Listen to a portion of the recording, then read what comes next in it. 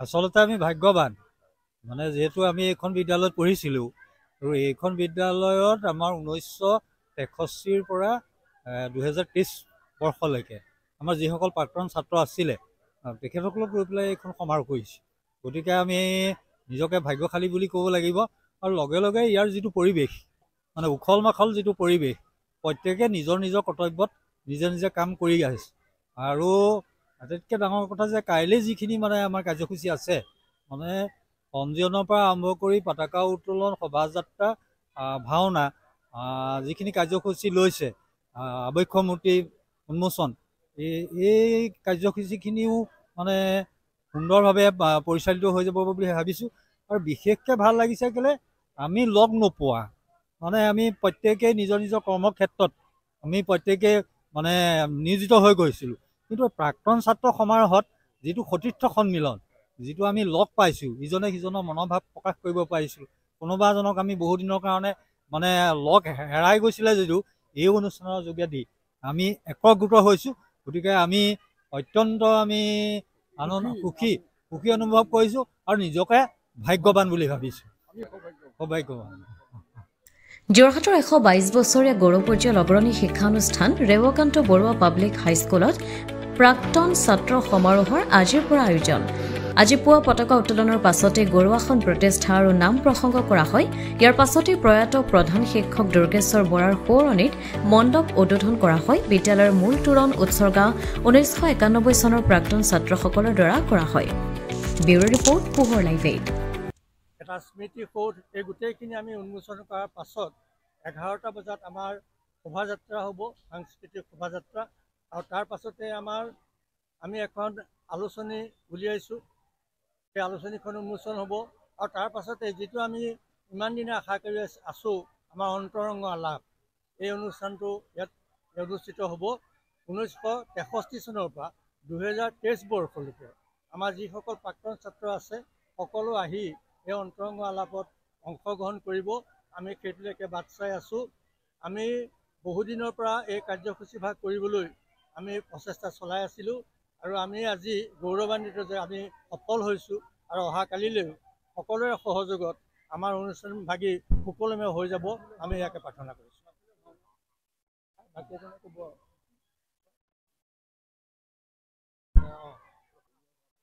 যোৰহাটৰ কেন্দুগুৰিস্থিত Rewakanta Barua public high school এখন ঐতিহাসিক শিক্ষানুষ্ঠান। এই শিক্ষানুষ্ঠান আজিৰ পৰা প্ৰায় 122 বছৰ আগতে প্ৰতিষ্ঠা হৈছিল।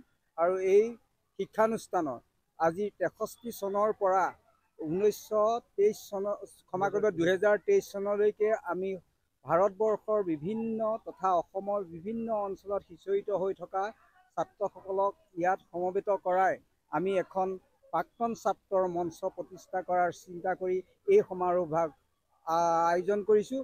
আৰু এই সমাৰোহভাগ ইয়াৰ লগে লগে আমি এই স্কুলখনৰ আন্তঃগাঁথনি উন্নয়নৰ কাৰণেও বহু পদক্ষেপ হাতত লোৱা হৈছে আৰু সেই প্ৰচেষ্টাবিলাক ইতিমধ্যে আমি ফলপ্ৰসূভাৱে সফল সমাপ্তি ঘটাইছোঁ।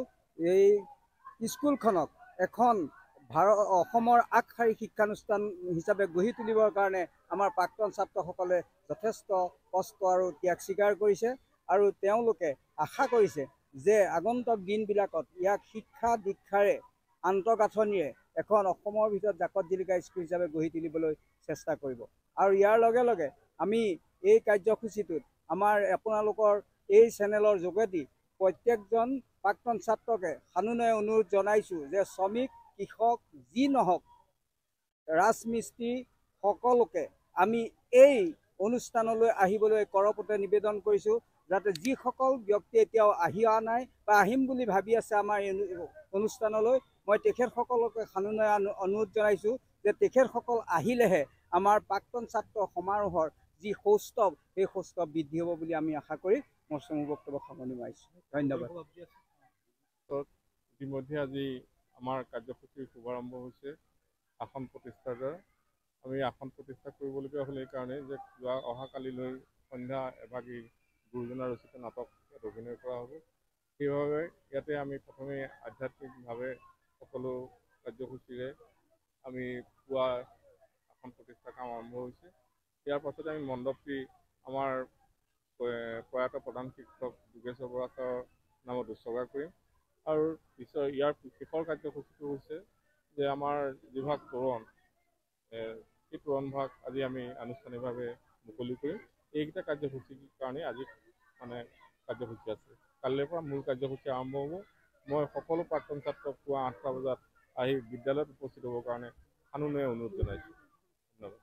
খুবেই ভাল লাগিছে, খুবেই ভাল লাগিছে। মই প্ৰকাশ কৰিব নোৱাৰোঁ যিটো প্ৰাক্তন ছাত্ৰ সমাৰোহখন ইয়াত যে পাতিছে। আজিলৈকে প্ৰাক্তন ছাত্ৰ বৰ্ষ হিচাপে পাতে, কিন্তু সকলোকে লৈ আজি সকলোকে লৈ পেলাই বৰ্তমান 2025 চনলৈকে যিখন ছাত্ৰ আছে সকলোকে লৈ পেলাই যে এটা সমাৰোহ পাতিছে 23লৈকে, এই সমাৰোহখন সঁচাকৈ ভাল লাগিছে।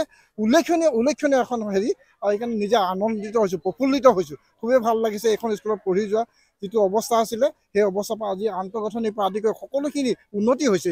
আৰু মই ভাবোঁ যে অনাগত দিনত আৰু ইয়াত যিসকল প্ৰাক্তন ছাত্ৰ যাব যাতে এই বিদ্যালয়খনৰ কাৰণে আন্তৰিকতাৰে কাম কৰি যাব বুলি মোৰ আশা থাকিল। আৰু আপোনালোকৰ চেনেলৰ মাধ্যমে কৈছোঁ যে মই 71 চনৰ, গতিকে মোৰ যি বৰ্ষৰ ছাত্ৰ আছে মই সকলোকে আপোনালোকৰ চেনেলৰ মাধ্যমে মই আহ্বান জনাইছোঁ, কাইলৈ সকলো যাতে ওলাই আহক, স্বতঃস্ফূৰ্তভাৱে ওলাই আহি আমি এই সমাৰোহখন যাতে আমি সফলমণ্ডিত কৰিব পাৰোঁ। 67 চনৰ পৰা এতিয়া 2024-25 বছৰ পালেহি। আমি পূৰা উদ্যমেৰে লাগি আছোঁ। আমাকে দেখি আমাৰ জুনিয়ৰসকলে খুব উদ্যমেৰে আগবাঢ়ি আহিছে। মোতকৈও আগৰ আমাৰ শ্ৰদ্ধাৰ লৱণ হাজৰিকাদেৱ, তেখেত 1963 চনৰে প্ৰাক্তন ছাত্ৰ। তেখেতকে আৰম্ভ কৰি এতিয়ালৈকে যিমানখিনি প্ৰাক্তন ছাত্ৰ আহিছে দেখি ভাল লাগিছে। আৰু আমাৰে আহ্বান আছিলে, আমাৰ এই আহ্বান সকলোৱে মানি লৈছে আৰু সেই আহ্বানৰে সঁহাৰি জনাই আজিলৈকে যিমানখিনি আমি দেখিছোঁ সকলোতে আমি যিটো যোগাত্মক দিশ দেখা পাইছোঁ। আৰু আমাৰ আটাইতকৈ ভাল লগা কথা হৈছে কি, আমাৰ ইয়াত আমি বহুতখিনি আন্তঃগাঁথনি কাম কৰি দিবলৈ আৰম্ভ কৰিছিলোঁ। আমাৰ সপোন আছিলে, আজি সপোন এই বাস্তৱত ৰূপায়িত হৈছে। এই সপোন বাস্তৱিত ৰূপায়িত হোৱাৰ মূলতে আমাৰ প্ৰাক্তন ছাত্ৰসকল, আৰু এইটো আমাৰ বৰ ডাঙৰ সপোন আছিলে। আমি সপোন সাফল্যমণ্ডিত কৰিবৰ কাৰণে এতিয়া গৈ আছোঁ। আৰু কালি এটা বৰ ভাল অনুষ্ঠান আমাৰ ইয়াতে হ'ল। অনুষ্ঠান অনানুষ্ঠানিকভাৱেও আমাৰ সাংসদ মহোদয় তাছাদেৱ আহিলে। তাছাদেৱৰ লগতে আমাৰ বিদ্যালয়ৰ পৰিচালনা সমিতিৰ উপসভাপতি দেৱ আহিলে, আৰু প্ৰধান শিক্ষয়িত্ৰী বাইদেউ আহিলে। আৰু আমাৰ প্ৰাক্তন ছাত্ৰসকলৰ লগতে এটা সৌহাৰ্দ্যমূলক খুব গঠনমূলক আলোচনা হ'ল। সেই গঠনমূলক আলোচনাত আমাৰ বহুতখিনি আমি যিখিনি কৰণীয় কাম স্কুলখনৰ কাৰণে, বিদ্যালয়খনৰ কাৰণে আমাৰ যিখিনি কৰণীয় কাম সেইখিনি আমি বহুতখিনি আলোচনা কৰিছিলোঁ। সেই আলোচনাখিনি ফলপ্ৰসূ এটা সমাধান আমি পাম বুলি আশা কৰিছোঁ। আৰু এই বিদ্যালয়ৰ যাতে আমাৰ কোনো গুণে আমি ক্ষতি নহয়, সেই হিচাপে আমি এটা যৎপৰোনাস্তি চেষ্টা কৰিবৰ কাৰণে ইয়াতে আমাৰ এটা প্ৰাক্তন ছাত্ৰ কাৰ্যালয়ো তেখেতে অনুদান এটা দিম বুলি আমাক, যিহেতু তাছাদেৱ আমাৰে প্ৰাক্তন ছাত্ৰ, গতিকে তেখেতে আমাক এটা দিম বুলি তেখেতে ইতিমধ্যে আমাক কথা দি গৈছে। আমি সেই ভাগ পালেও আমাৰ সম্পূৰ্ণ চকু দি ৰাখিবলৈ ভাল হ'ব। ধন্যবাদ। আমাৰ সকলোৱে ভগৱানক প্ৰাৰ্থনা কৰোঁ, সকলোৱে যাতে আমি আপোনালোকৰ আশীৰ্বাদ কৰক, আমাৰ অনুষ্ঠান সাফল্যমণ্ডিত হওক। ধন্যবাদ। মই লৱণ চন্দ্ৰ হাজৰিকা। মই এই স্কুলৰ প্ৰথম ছাত্ৰ, আমি প্ৰথম বেটছৰ ছাত্ৰ আছিলোঁ। আমি আজি গৌৰৱান্বিত যে আমি এনেকুৱা এটা অনুষ্ঠান পাতিব পাৰিলোঁ। অসমৰ বিভিন্ন প্ৰান্তত থকা আমাৰ প্ৰাক্তন ছাত্ৰসকল গোট খাই পেলাই ইয়াত গোট খাই আজি অনুষ্ঠানটো আৰম্ভ কৰিছোঁ। মই বিশেষ আন্তঃগাঁথনি এইবোৰ বহুত হৈ গৈছে, বহুত ব্যক্তিয়ে কৈছে, মই নকওঁ, কিন্তু আমি ইমান আনন্দিত হৈছোঁ যে মোৰ আজি 78 ইয়েৰ্ছ। মোৰ বন্ধুবৰ্গ কালি কেইজনমান আহিছে, আৰু গুৱাহাটীৰ পৰা আহি আছে মোৰ লগৰ। আমি বিভিন্ন জেগাত থকা বন্ধুসকলক মাতিছোঁ, তেখেতসকল আজি আহিব। কেইজনমান আহি আছে, অলৰেডি ফোন কৰিছে। আমি আজি বৰ ভাল লাগিছে আৰু মহামিলনৰ ক্ষেত্ৰ হৈছে। মই ইমান অনুভৱটো সকলোৱে কৈছেই, তাৰোপৰি আমাৰ ফালৰ পৰাও অনুভৱ সাংঘাতিক অনুভৱ। আমি গধূলি ৰাতি আহি এই 75 বছৰ বয়সত গাড়ী চলাই পতিয়া গাঁৱৰ পৰা আহি কালি ৰাতি 9:30 বজাত ইয়াৰ পৰা গৈছোঁ। তাতে আপোনালোকে গম পাব আমাৰ অনুভৱ কেনেকুৱা হয়। এতিয়া আজিৰ নামষাৰৰ কথাটো কওঁ, লৈও উপদেশ মাধৱক আৰাধিব, যতেক সুকৃতি কৃষ্ণ কৰ্পিব। তাৰমানে এই আজি কালিলৈ যিটো অনুষ্ঠান, সেই অনুষ্ঠানটোৰ আজি প্ৰাণ প্ৰতিষ্ঠা হৈছে বুলি মই অনুভৱ কৰিছোঁ। অইনে কৰিছে নাই ক'ব নোৱাৰোঁ, মই কৰিছোঁ। অনুষ্ঠানটোৰ আগমুহূৰ্তত আমাৰ পূৰ্বৰ ৰাগ বুলি এটা বস্তু থাকে, আমাৰ অধিবাস পাতে, এইটো অধিবাসৰ নিচিনা অনুষ্ঠান। আৰু এই বিদ্যালয়তে আমি প্ৰায় 50-60 বছৰ আগতে ওলাই গ'লোঁ। তথাপিও এইখন আমাৰ এখন দ্বিতীয় ঘৰ বুলি মই অনুভৱ কৰিছোঁ। সেইকাৰণেই এই এবছৰ জোৰা প্ৰস্তুতিৰ অন্তত আজি শেষ পৰ্যায়ত পাইছোঁহি আমি। আৰু সকলোৰে সহযোগিতাত, বিশেষকৈ যিখিনি আমাৰ অনুজসকলৰ যিখিনি উৎসাহ দেখি সঁচাকৈ আমি অভিভূত হৈছোঁ। আমি এই বৃদ্ধ বুলিয়ে কৈছোঁ, বৃদ্ধ বয়সত আমি একো কৰিব পৰা নাই, তথাপিও এষাৰ দুষাৰ কথাহে কৈছোঁ। আমাৰ অগ্ৰজ আমাৰ শ্ৰীৰাম বৰুৱা, আমাৰ বিৰিঞ্চি বৰুৱাদাকে আদি কৰি আমাৰ এই লৱণ হাজৰিকা, তেখেতসকলৰ হাতত ধৰি এই কমিটিখনে বহুত দূৰ আগবাঢ়ি গ'ল। ইমানখিনি অভূতপূৰ্ব বুলিয়ে কৈছোঁ, যিহেতু এই অঞ্চলত বা আমি দেখাৰ ভিতৰত এনেকুৱা অনুষ্ঠান এটা হোৱা নাই বুলি অনুভৱ কৰিছোঁ আমি। আৰু আপোনালোকেও দেখিছে চাগে, প্ৰায় লাখ লাখ টকাৰ সম্পত্তি গোট খালে ইয়াত। বিদ্যালয়খন জৰাজীৰ্ণ হৈ গৈছিলে, আমি পঢ়োতে আছিলে জৰাজীৰ্ণই আছিলে, কিন্তু ইয়াৰ মানদণ্ড বহুত ভাল আছিলে, আমাৰ অনুশাসন ভাল আছিলে। কিন্তু এতিয়া দেখিছোঁ কালি যিটো আলোচনা হ'ল, অনুশাসনটো নাইকিয়া হৈ গৈছে বুলি অনুভৱ কৰিছোঁ আমি পৰৱৰ্তী পৰ্যায়ত আমি জ্যেষ্ঠসকলে লাগি ইয়াৰ আন্তঃগাঁথনিটো হ'লেই আৰু বিদ্যালয়ৰ শৈক্ষিক গাঁথনিটোত আমি চকু দিম বুলি কালি আমি মনস্থ কৰিছোঁ। ধন্যবাদ।